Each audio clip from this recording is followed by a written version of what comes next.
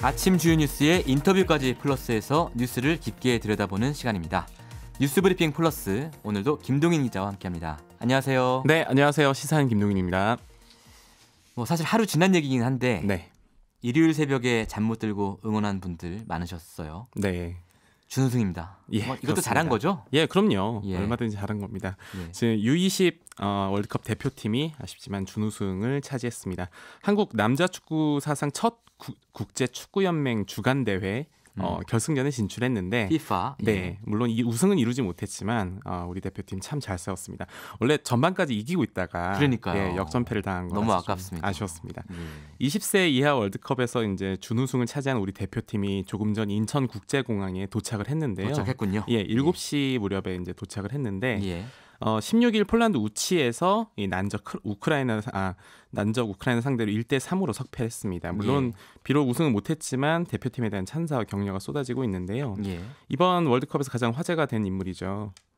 스페인 프리메라 리가 발렌시아 소속 이강인 선수가 이 준우승팀 소속인데도 불구하고 대회 MVP인 골든볼 수상자가 됐는데요. 네, 지금 화면에 우리 국가대표 선수들 들어오는 인천공항에서 지금 귀국장 들어오는 장면이 네, 그렇습니다. 중계가 되고 있네요. 네. 예.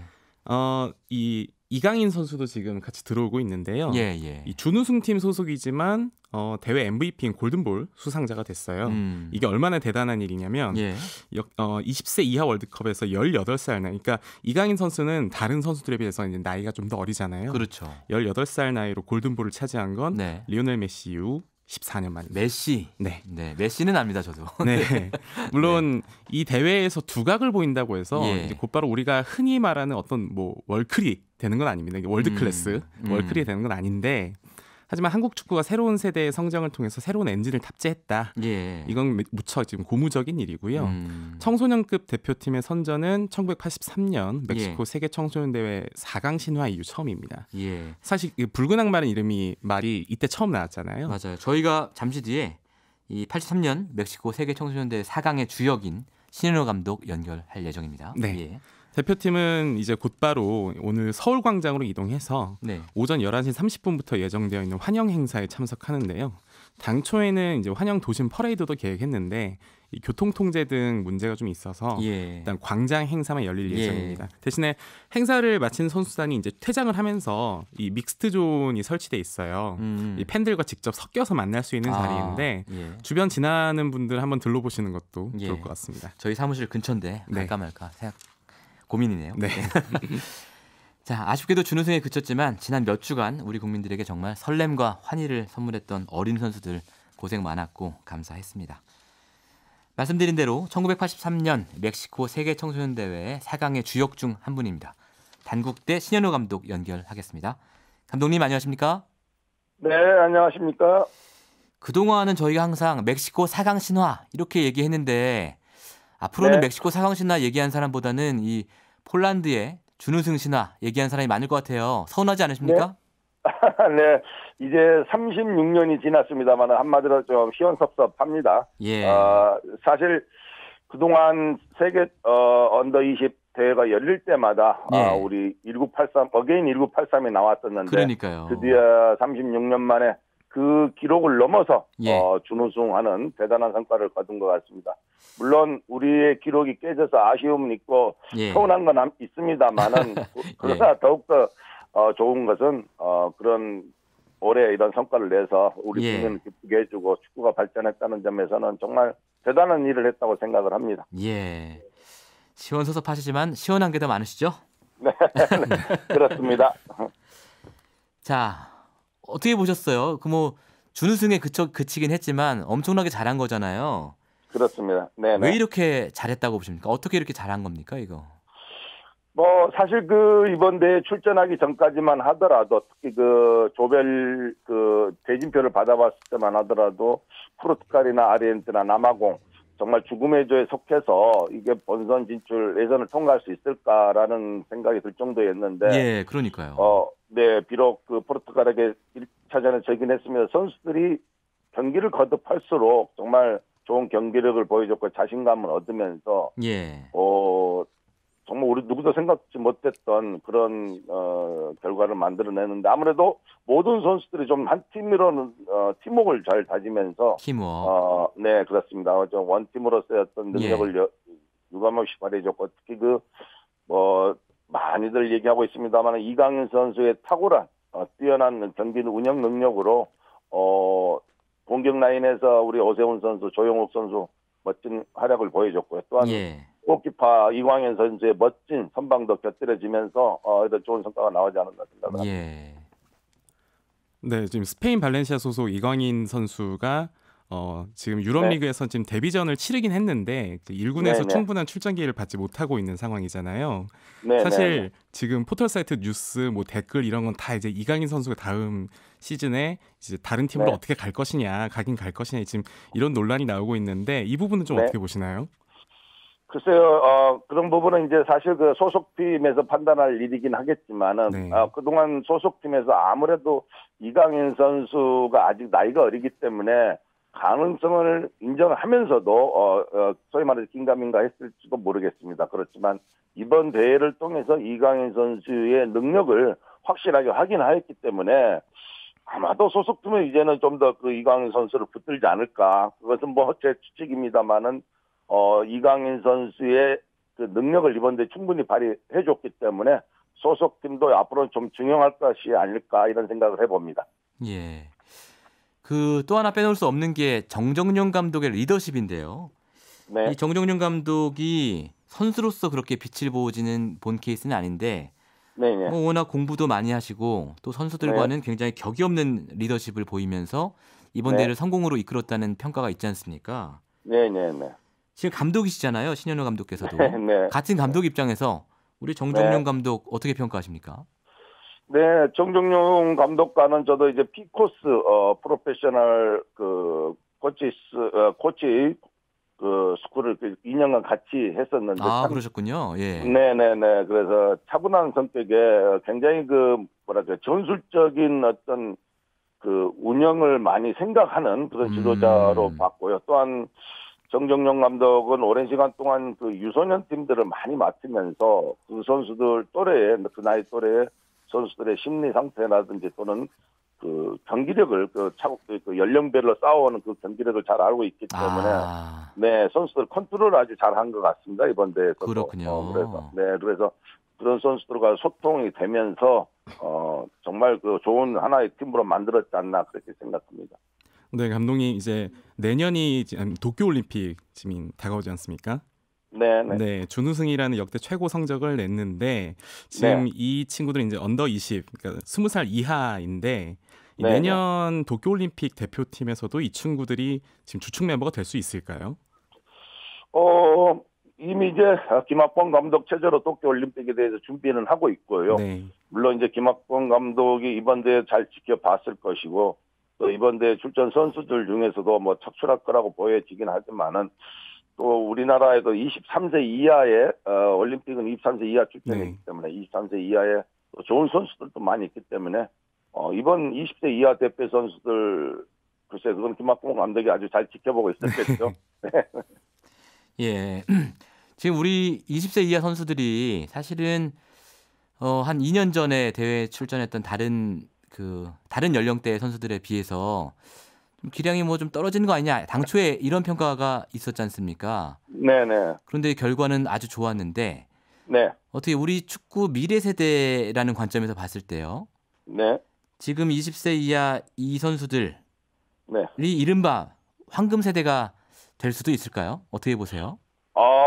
저는 이번 대회 보면서 정말 이강인 선수나 공격에서 오세훈 선수나 골키퍼 이광인 골키퍼 이런 선수들 말이 많이 나오고 있습니다만은 언급되지 않은 정말 이번 대회 출전했던 모든 선수들이 충분히 우리 한국 축구를 끌어갈 수 있는 잠재력을 가진 선수들이라 저는 보고 있습니다. 그렇기 때문에 앞으로 이 선수들이 이제 K리그 소속팀으로 돌아갔을 때는 정말 더 발전할 수 있는 그런 가능성이 충분히 있고요. 그런 점들에서 본다면은 한국 축구가 미래는 밝다라고 생각을 하고 있습니다. 예. 방금 언급하신 선수 외에 감독님께서 이번 대회에 많은 주목을 못 받았는데 이 선수 좀 꼭 기억해 줬으면 좋겠습니다 하는 선수 있다면 좀 몇 명만 이름 좀 불러주십시오. 글쎄요. 예. 제가 뭐 개인적으로 얘기를 하면은 또 포함되지 않은 선수 서운하게 들을지 모르겠습니다만. 예.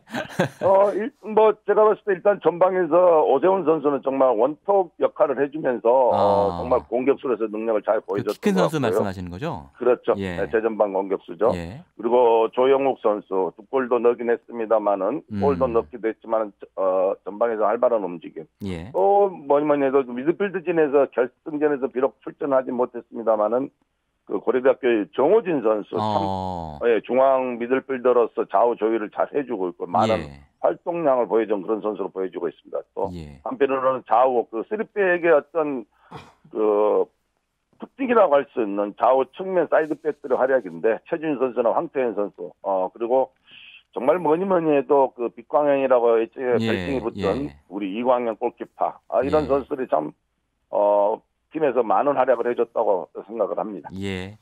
감독님께서 이름 하나하나 언급하실 때 정말 애정이 많이 느껴졌습니다. 네. 오늘 말씀 여기까지 듣겠습니다. 감사합니다. 네, 수고하세요. 네. 7849번님께서요. 우리 선수들 자랑스럽습니다. 어떠한 찬사와 칭찬도 아깝지 않습니다. 이런 의견 주셨고요. 이강인 선수가 어렸을 때 KBS의 나라라 슛돌이라는 프로그램 출연했던 영상이 다시 화제가 되고 있는데 좀 아이들이 어릴 때부터 축구랑 좀 더 친숙해질 수 있는 어떤 사회적인 인프라 이런 마련해 주는 것도 굉장히 중요한 거 아닌가 이런 생각이 좀 듭니다. 네. 그렇죠, 김동인 기자? 네. 자, 다음 소식 넘어가 볼까요? 네. 지난주에 홍콩을 들썩이게 했던 이 시위. 뭐 200만이라는 얘기가 있어요. 주최 측 추산으로는. 네, 주최 측 추산으로는 200만 수준인데요. 지난주에 이제 제가 이 소식 전해드리면서 진행자께서 홍콩 사이즈의 100만이면 엄청난 거다. 엄청난 거죠. 네. 예. 그래서 제가 한번 홍콩 인구를 체크해봤는데 748만 명 정도 되더라고요. 그러니까요. 근데 여기서 200만 명이면 정말 한 3, 4명이 한 명꼴로 지금 거리에 나섰다 이렇게 볼 수 있는 건데요. 3, 4명이 한 명. 예. 사실 우리 기준으로 환산하면 거의 1000만 아닙니까? 1000만? 네, 그렇습니다. 우리가 지금 수도권에서 전에 이제 100만, 200만이 넘겼었는데 사실 그건 수도권 인구 2천만 명 기준으로 봐야 되는 거거든요. 그러네요. 그보다 훨씬 더 많은 규모다. 이렇게 생각하시면 될 것 같습니다. 어제 16일이죠. 홍콩에서 사실 200만 명이 넘는 인파가 거리에 나와서 이 범죄인 인도 조례안 폐기를 요구했고요. 또 캐리람 행정장관에 대한 퇴진도 요구를 했습니다. 이 거리 행진을 이어갔는데 범죄인 인도 조례안 폐기만 얘기한 게 아니라 아예 행정장관 퇴진해라. 우리로 치면 대통령 아닙니까? 행정장관. 네, 그렇습니다. 앞서 홍콩 정부 수반인 캐리람 행정장관이 조례 제정 절차를 무기한 연기하겠다. 이제 이게 연기예요. 이렇게 발표했는데 여기서 문제는 연기와 또 폐지는 또 다른 문제라서요. 시민들이 이에 만족하지 않고 거리로 나선 겁니다. 제가 홍콩에 있는 기자들 몇 명 연락을 주고받는 기자들이 있는데 이번에 연락해 보니까 굉장히 다들 뭐랄까 흥분해 있는 상태예요. 네, 그렇죠.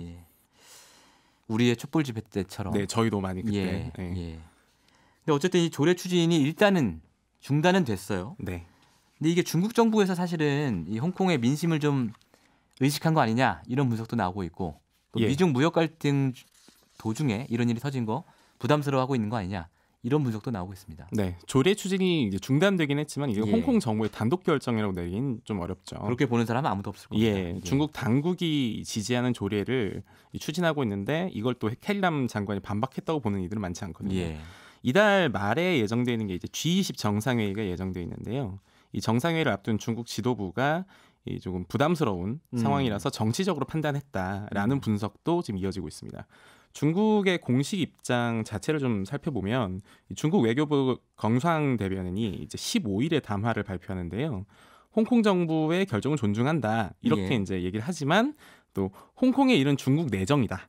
그래서 그 어떤 국가나 조직 개인이 간섭할 권리가 없다. 한마디로 이 외국에서 이 홍콩의 일에 대해서 언급하는 것을 지금 차단하고 싶어하는 그런 뉘앙스를 표했고요.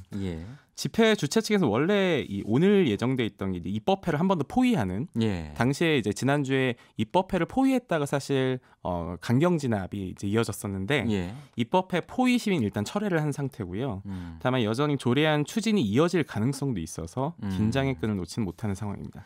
사실 이 범죄인 인도 조약이 뭐 그렇게 대단한 거냐 이렇게 생각할 수도 있는데 홍콩에서는 그 시진핑의 여자 관계를 추적한 어떤 작가라고 해야 될까요? 저자 저널리스트는 아니지만 이 사람과 그 책을 출판했던 어떤 출판사, 서점 관계자들이 실종되고 네. 납치되고 네. 이랬던 일이 있었던 거잖아요. 네, 그렇습니다. 예. 그러니까 중국의 사법 절차에 대한 어떤 기본적인 불신이 있어서 예. 사실 거기에서 오는 어떤 거부감이 굉장히 큰 것 그렇죠. 같습니다. 예. 표현의 자유를 탄압하지 않을까, 네. 정치적 자유를 탄압하지 않을까 이런 걱정이 근본에 깔려 있는 겁니다. 네. 자, 인천에서는 붉은 수돗물 사태. 아니 이게 아직도 해결이 안 됐습니까? 벌써 한 2, 3주 된 얘기 아닙니까 이거? 네, 2주가 넘었습니다. 예. 처음에는 이제 일부 지역이었는데 예. 피해가 확대되고 있어요. 아, 오히려 확대되고 있다고요? 네, 그렇습니다. 인천 북서부 지역, 이게 인천 서구가 중심이 되고 있는데 예. 사실 인천 서구는 인천의 이제 북부 지역에 해당됩니다. 음. 그 인천 북서부 지역에서 붉은 수돗물이 나오는 현상이 계속되고 아니 있는데요. 그러니까 말이에요. 처음에는 이 현상이 인천 그 서구 지역에서 나중에는 영종도와 강화도까지 예. 이 붉은 수돗물이 나오는 현상이 발견되고 있습니다. 어제는 인천 서구 주민들이 예. 규탄 집회를 열고요. 인천시와 상수도사업본부에 대책을 요구하기도 했습니다. 주민들 입장에서는 걱정인 게 이게 사실 아이들 같은 경우에는 물에 굉장히 민감하잖아요. 예.